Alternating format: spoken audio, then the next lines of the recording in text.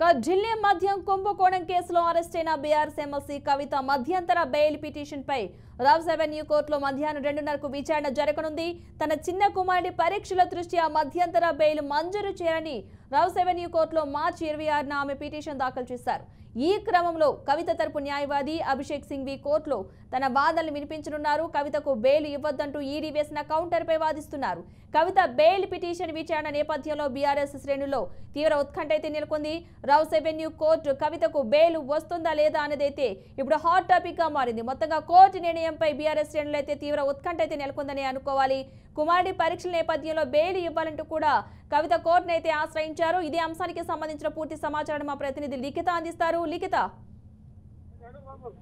Right Padma, ఈ liquor case చూసుకున్నట్లయితే చాలా వరకు రోజు రోజుకు ఒక ట్విస్ట్ తోటి అయితే ఇది బయటపడుతున్న పరిస్థితి కనిపిస్తుంది.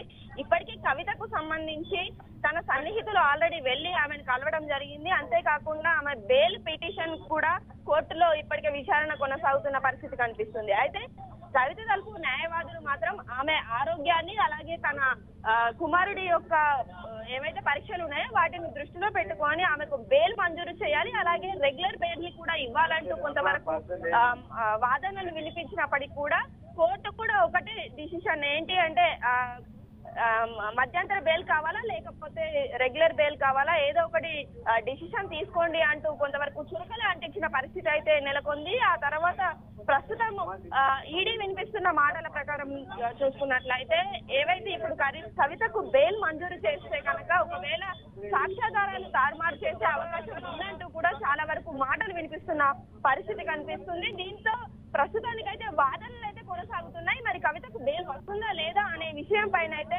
ఇంకా పూర్తి స్థాయి వివరణ అయితే రాలేదు. దీనికి సంబంధించి ఇప్పటికే అధికారులు కొంతవరకు బెయిల్ రాకుండా చూస్తున్నారు. ఇక బీఆర్ఎస్ శ్రేణులు మాత్రం తప్పకుండా కవితకు బెయిల్ వస్తుంది, అలాగే ఈ యొక్క కేసు నుండి తను సురక్షితంగా బయట పడుతుంది అంటూ కూడా ఆశాభావం వ్యక్తం చేస్తున్న పరిస్థితి అయితే కనిపిస్తుంది. Right, thank you Likhita.